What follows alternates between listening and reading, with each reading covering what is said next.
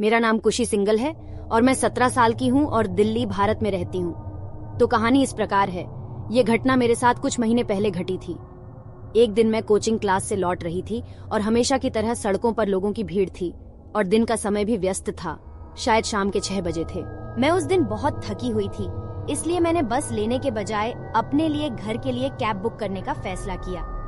मेरे घर और क्लास के बीच लगभग 21 मील की दूरी थी और घर पहुंचने में लगभग 1.5 से 2 घंटे लगते थे।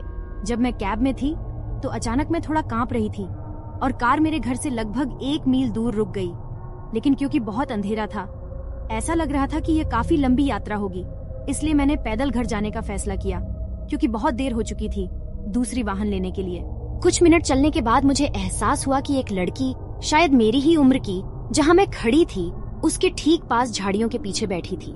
जिज्ञासावश मैंने उस लड़की से पूछा कि क्या उसे किसी तरह की मदद की जरूरत है, तो उसने धीरे से अपना सिर ऊपर उठाया और धीमी आवाज में कहा, आपकी चिंता के लिए धन्यवाद। दरअसल जब मैं साइड में चल रही थी तो मेरे पैर में चोट लग गई।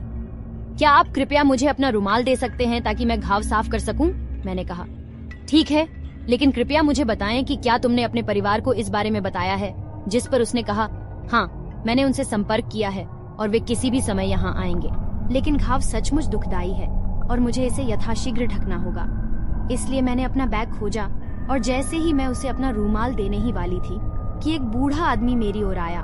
उसने मेरी बांह पकड़ ली और तुरंत मुझे दूसरी तरफ ले गया और बोला, अरे बच्चे, मैं कुछ मिनट से तुम्हें देख रहा था। तुम वहाँ किससे बात कर रहे थे?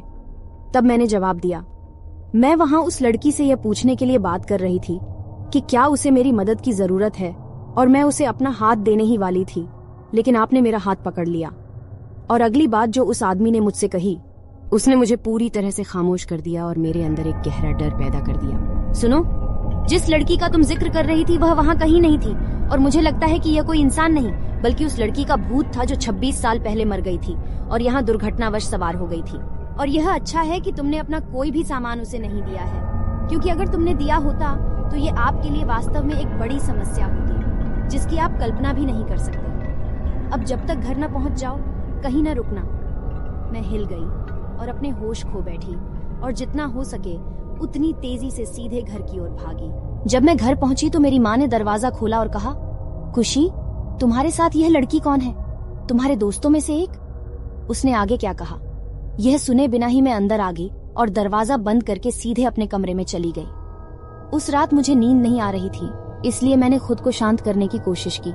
मैं सो गई और अंततः अगली सुबह जाग गई। तब मुझे एहसास हुआ कि मैं काफी भाग्यशाली थी कि मैंने उस लड़की को अपना रुमाल नहीं दिया, क्योंकि अगर मैंने ऐसा किया होता तो शायद वह मेरा पीछा कर रही होती और जो लड़की पिछली रात मेरे साथ थी वह वही लड़की थी जिससे मेरा सामना हुआ था। मेरी जान बचाने के लिए मैं वास्तव में उस बूढ़े व्यक्ति की आभारी हूँ।